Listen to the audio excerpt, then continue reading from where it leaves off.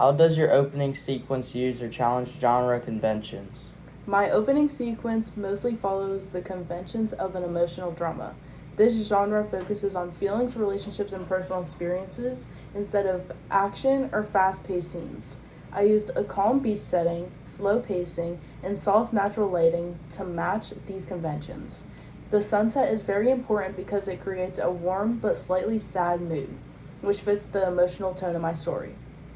In terms of cinematography, I used a mix of wide shots and close up shots. The wide shots show the beach and make the character look small, which can represent how she feels alone. The close up shots are used to show her facial expressions, which helps the audience understand her emotions. This is a common convention in emotional films because it helps build a connection between the audience and the character.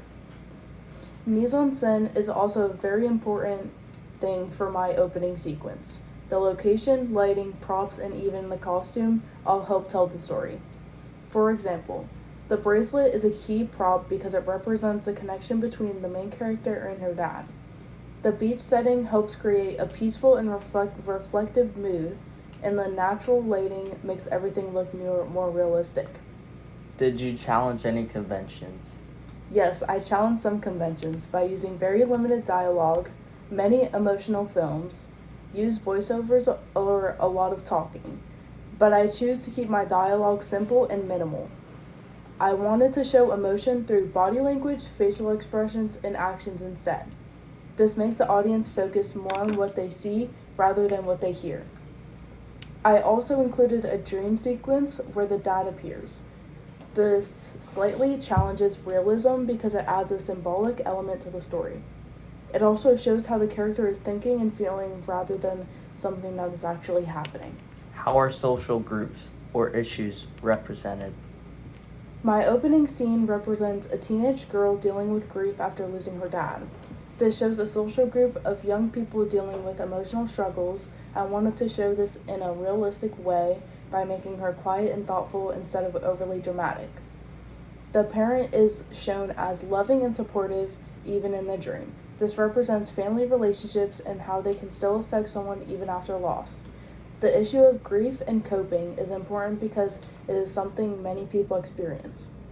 I wanted to show that memories can bring comfort and help someone heal. This makes the story more relatable and meaningful for the audience. Sound is another important part. I use natural sounds like waves to make the setting feel realistic. I kept the dialogue simple so that when the characters speak, it feels more meaningful. This helps the audience focus on the important emotional moments. If my project was a real media product, it would most likely be distributed on platforms like YouTube or Netflix. These platforms are popular with my targeted audience, which is teenagers and young adults. It could also be promoted through social media platforms to reach more viewers, and it could be shown online or as a part of a short film festival. This would help reach a wider audience. Overall, I used emotion, visual, sound, and relatable themes to keep the audience engaged.